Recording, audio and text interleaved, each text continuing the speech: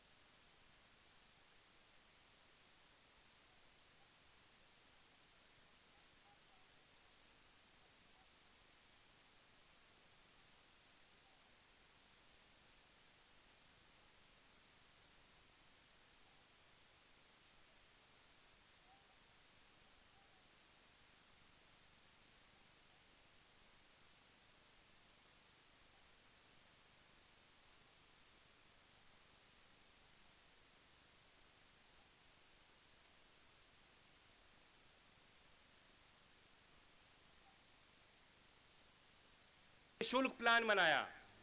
मैंने उनको बताया कि देखो इस गांव में इतने इतने खिलाड़ी हैं और मिट्टी पे वो प्रशिक्षण दे रहे हैं, कुछ कोई केंद्र नहीं, आयोजन भी होते हैं, दंगल भी करते हो तो कोई जगह नहीं उस प्रकार की। तो उन्होंने अपनी टीम भेजी। उस समय 6 साल पहले गांव में भी आए थे, गांव में आए, मुलाकात की, जगह सुनिश्चित हुई, उन्होंने पूरा प्लान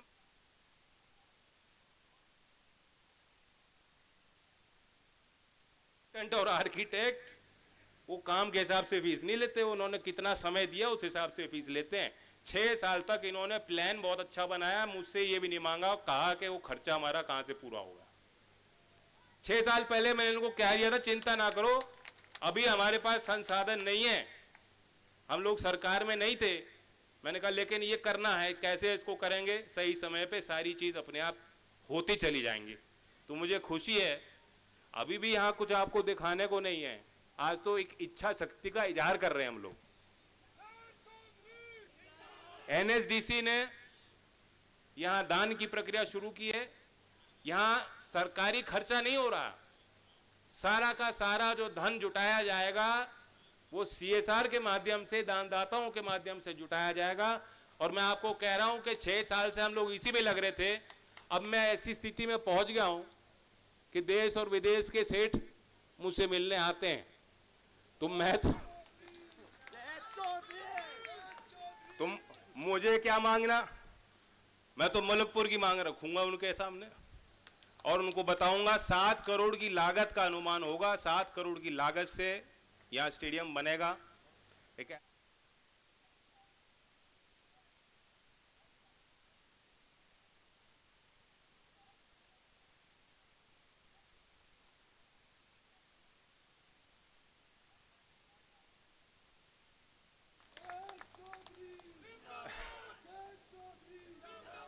मैं तो ये जानता हूं, ये हमारा और आपका जो संबंध है वो विश्वास पे ही टिका है।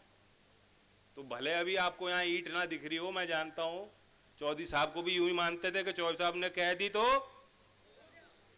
तो उसी स्थिति को हमें यहाँ खड़ा करना है। यहाँ के उपस्थित खिलाड़ियों को, मेजबान हमारे जिम्मेदार लोगों को मैं कहना चाहता हूं कि आज के कार्यक्रम में आपको इसलिए ही बुलाया कि शुरुआत से आपकी नजर यहाँ रहे, जो यहाँ काम होंगे वो आपके देखरेख में होंगे और अगर आपकी भागीदारी होगी तो काम सफल होगा। अगर आपकी नजर रहेगी तो जो निर्माण बनेगा उस निर्माण को संचालित करने में भी आपकी मदद मिलेगी। आप जानते हो कि सरदना में मेजर ध्यानचंद जी को समर्पित प्रदेश में पहला कृषि खेल का विश्वविद्यालय स्थापित हो रहा है। मेजर जनरल अलावत जी उसके वीसी हैं और मेरी उनसे चर्चा हुई, आज उनको निमंत्रण हमने दिया था, किसी कारणवश वो नहीं आ पाए। मलकपुर का इतिहास वो जानते ही थे। मैंने उनको बताया कि वहाँ आप यूनिवर्सिटी बना रहे हो, मैं जगह जगह पे खेल की व्यवस्था निवेश करके हम लोग खड़ा कर रहे हैं। आप जानते हैं कि छपरौली में सिंथेटिक रनिंग ट्रैक बनाया, लखनऊ के बाद पूरे पश्चिमी उत्तर प्रदेश के क्षेत्र में वो एक लौता सिंथेटिक ट्रैक है जो बन पाया। मैंने बालेनी में और रासना में उससे भी बड़ी व्यवस्था बनाने के लिए अपनी निधि दे दी है, अप्रूवल मिल चुका है, बहुत तेजी से वहां काम शुरू हो जाएगा। आप अनुमान लगाओगे कि देश में बागपत लोकसभा लौता लोकसभा होगा जिसके एक लोकसभा में 3 सिंथेटिक रनिंग ट्रैक बच्चों को मिलेंगे। और तो मैंने वीसी साहब से यही कहा कि यूनिवर्सिटी तो आप बना रहे हो, गांव में हम ये सुविधा दे रहे हैं, लेकिन इसको चलाने में भी खर्चे होते हैं। यहां अच्छे कोच आए, आप जो है राज्य स्तर की कोई प्रतियोगिता करें तो इन क्षेत्रों में हो, इस व्यवस्था में वो हो। आप खिलाड़ियों को सिखाते हो, उनको यहां भेजा करो। तो मुझे खुशी है, हालांकि जब ये चीजें बनेंगी, निर्माण होगा, तब जो है करार होंगे, समझौते करने पड़ेंगे, फॉर्मली होगा वो काम, लेकिन विधिवत जब काम होगा तो होगा। मैं ये बताना चाहता था कि उनकी बड़ा सकारात्मक पक्ष मुझे मिला और का बिल्कुल अगर आप हमारे क्षेत्र में कोई ऐसी व्यवस्था बनाते हैं तो यूनिवर्सिटी की देखरेख में इसको संचालित करने का काम हम कर सकते हैं। लेकिन गांव वालों को बता दो, आपका काम नहीं हो खत्म कि गांव वालों सोचे कि अब यहाँ बन गया वो देख लेंगे। यहाँ अलग अलग खिलाड़ी हैं उन्होंने भी अपनी अलग अलग व्यवस्था बना रखी है। तो सबको साथ में लेते हुए, जोड़ते हुए यहाँ काम करना है। यहाँ संकुचित विचार और छोटी स्तर की राजनीति इस जगह पे नहीं होनी चाहिए। मैं अपने तरफ से कह देना चाहता हूँ, कोई भी मदद करना चाहता है तो हम लोग उसके लिए तैयार हैं। और जहां तक मेरी सांसद निधि जो मैं खेल पे देता हूं, उसकी पूरी सार्वजनिक जानकारी होनी चाहिए लोगों को। और आज ही एक वेबसाइट जिसका निर्माण मैंने करवाया है, उसका लॉन्च, शुभारंभ भी यहाँ मलुकपुर के स्टेज से मैं कर रहा हूँ। जो बच्चे हैं वो देख सकते हैं, jayantmplads.com, www.jayantmplads.com। जहां जहां मैंने निधि दी है वहां की फोटोग्राफ, वहां की लोकेशन, वहां का प्रस्ताव, आगे जो मैंने प्रस्ताव दे रखे हैं जो अधिकारियों के समक्ष हैं, कोई अप्रूवल की अलग अलग स्टेटस उनका क्या है, प्रक्रिया में कहाँ वो चीजें चल रही, क्या तरक्की विकास हो रहा है, पूरी जानकारी एक एक नागरिक को मिल सकती है। मैं आप सबको निमंत्रण देता हूं कि वेबसाइट को भी आप देख सकते हैं और कोई सुझाव भी दे सकते हैं और आगे भी मांग कर सकते हो। हालांकि अब मेरे पास सांसद निधि तो कम ही बच रही है। आज भी मुझे स्टेडियम की चिट्ठी दे रहे थे, मुझे खुशी होती है। मैं खिलाड़ियों को बताना चाहता हूं, पहले जब मैं गांव में जाता था तो लोग खड़ंजे की मांग, जब मैं एमपी था, लाइट, खड़ंजा, पीने की पानी, स्कूल में व्यवस्था, वो भी अच्छा काम है, वहां भी निवेश करना ही चाहिए। लेकिन जहां किसी मद में कोई निधि है, विकास की निधि पहले से स्थापित है, बेहतर है कि उसका प्रयोग उस स्थान में हो। जब मैं एमपी बना तो मुझे लगा, मुझे महसूस किया कि खेल की सुविधा के लिए कोई मद नहीं है, किसी का ध्यान वहां नहीं है। और ये वो निर्माण है जो समाज की अगली पीढ़ी को तैयार करने के लिए है, जो लंबे अवधि तक समाज के और लोगों के, स्थानीय लोगों के काम आएंगे और सबकी नजर में रहेंगे। तो छोटे छोटे काम ना करके मेरा एक काम ही 2.5-3 करोड़ का करके बैठता है। तो इसलिए ज्यादा काम मैं निधि से नहीं करा सकता। लेकिन मैं चाहूंगा, एक हम नई परंपरा स्थापित करना चाहते हैं। चौधरी अजीत सिंह जी, ये हल की खेती तो बहुत पहले होती थी, हल बैल की, और चौधरी अजीत सिंह जी के समय वो देख रहे थे चेंज हो रही हैं और आधुनिकरण की तरफ उनकी पूरी कोशिश थी कि यहाँ उद्योग भी स्थापित हो और आधुनिकरण की तरफ हमारी कृषि की जो तकनीक है वो उस तरफ चले। लेकिन हमें यहाँ के स्थानीय किसानों की आर्थिक और माली हालत पे भी ध्यान देना है। दोनों ही चीजें हैं।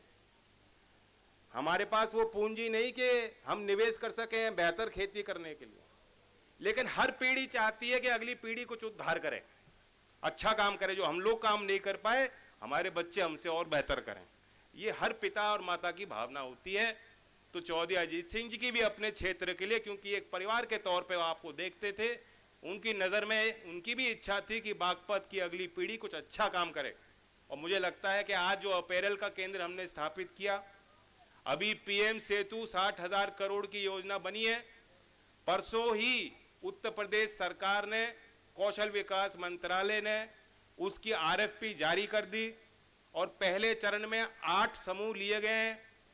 8 समूह में गिनती मेरठ की भी है, जो साकेत आईटीआई वो हब होगा, और उसी के अंतर्गत बागपत में जो आईटीआई है उसको लिया गया है। लगभग 5 आईटीआई, गाजियाबाद, नोएडा, हापुड़, साकेत, मेरठ और बागपत, इन 5 आईटीआई में 5 साल में लगभग 241 करोड़ रुपए का निवेश होने जा रहा है।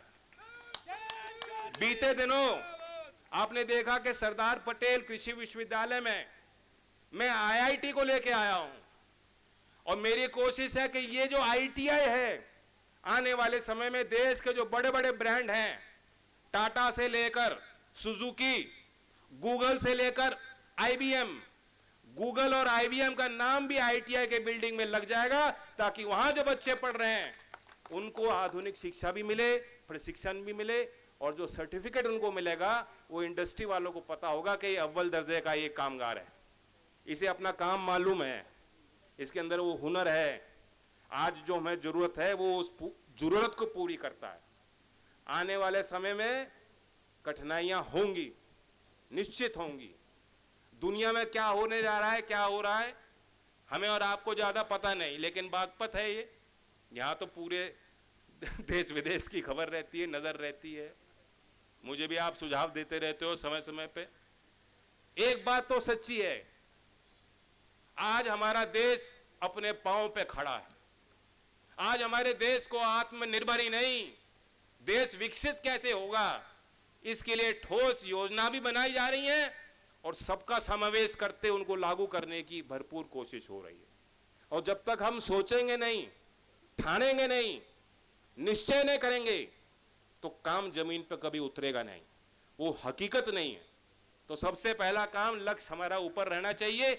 इन कठिन परिस्थितियों में भी गांव के परिवेश में जो हमारे बच्चे पढ़ रहे हैं उनको उत्तम शिक्षा मिले, समान शिक्षा व्यवस्था गरीब और अमीर के लिए खड़ी हो, उसका निर्माण हो, और जो नौकरियां जहां मिल सकती हैं उन बच्चों को उस क्षेत्र की उस दिशा में हम ले चलें। अपैरल इंडस्ट्री आज ये देश के जीडीपी का 2.3% अपैरल इंडस्ट्री देता है। 4.5 करोड़ लोगों को नौकरी मिल रही है उस उद्योग में, 4.5 करोड़। $100 बिलियन का एक्सपोर्ट 2030 तक करने का लक्ष्य निर्धारित हुआ। तो ये जो भी एफटीए होंगे, करार होंगे, कई काम ऐसे हैं जो बदल सकते हैं, लेकिन जो अपैरल और गारमेंट इंडस्ट्री में काम कर रहे हैं, जो कामगार हैं, जो मजदूरी कर रहे हैं, जो निर्माण कर रहे हैं, जो डिजाइन कर रहे हैं, क्योंकि ये अपैरल सेंटर में फैशन डिजाइनर भी बनेंगी हमारी बच्चियां, उनका काम और मजबूत होगा। भारत का कपड़ा दुनिया चाहती है, भारत का कपड़ा, यहां बनाए गए अपैरल आज भी दुनिया में जा रहे हैं। और जब निवेश व्यापार ये खुला होगा तो मैं निश्चित तौर से कह सकता हूं कि ये इंडस्ट्री और तेजी से तरक्की करेगी। और अब तक बागपत में उस तरह से काम नहीं हो पाया था, ये जो सेंटर बन गया, मुझे लगता है कि एक शुरुआत हमने की। जय चौधरी, तो जय चौधरी। ये नई दिशा भी देखनी होगी। एआई का प्रभाव भी हर क्षेत्र में पड़ रहा है, एआई की मशीनें भी वहां लगी हैं, कैड कैम का डिजाइन की सुविधा भी वहां है। मैं आप सबको भी कहूंगा कि बच्चों को भेजो। इससे पहले छपरौली में हमने एक जो बेल्ट की नौकरी जिसे कहते हैं, अभी भी पुलिस की भर्ती चल रही है, और यहाँ तो कूद कूद के बच्चे जाते हैं, तैयारी करते भी हैं, और जब ईमानदारी से भर्ती होती है तो बड़ी संख्या में एक गांव से यहाँ बच्चे जो है वो भर्ती में अपना नाम पाते हैं। अब यही व्यवस्था है, पहले जो होता था सो होता था।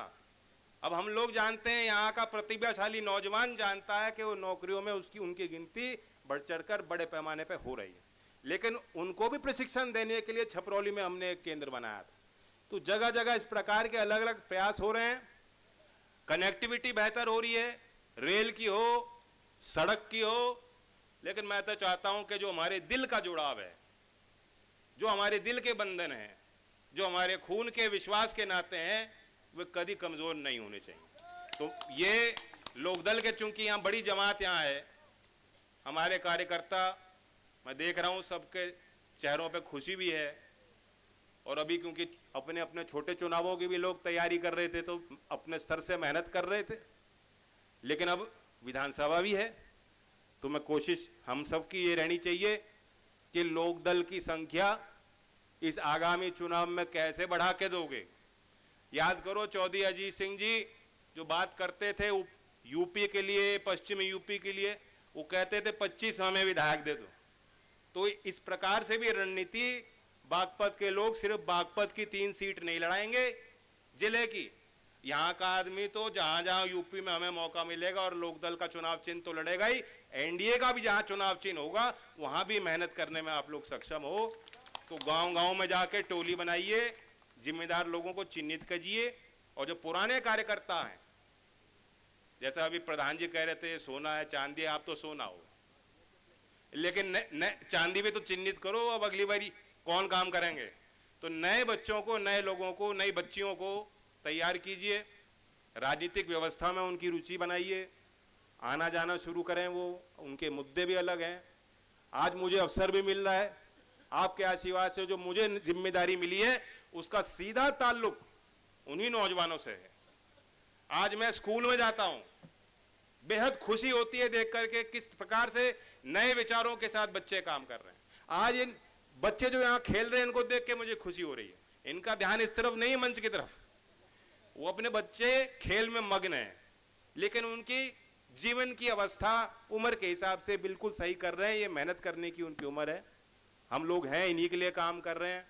मैं ये भी कहना चाहता हूं कि जो स्टेडियम का काम होगा, यहाँ से जो नए खिलाड़ी तैयार होंगे, यहाँ का जो बच्चा कोई मेडल जीतेगा, तो हम अपने आप को सफल मानेंगे और हम और इस प्रकार के काम को पूरे क्षेत्र में फैलाया जाए, इस ओर प्रयासरत हैं। मैं आज के इस कार्यक्रम में जुटे सभी जिम्मेदार साथियों को धन्यवाद कहना चाहता हूं। जय हिंद, जय भारत। चौधरी चरण सिंह अमर रहे, चौधरी अजीत सिंह अमर रहे।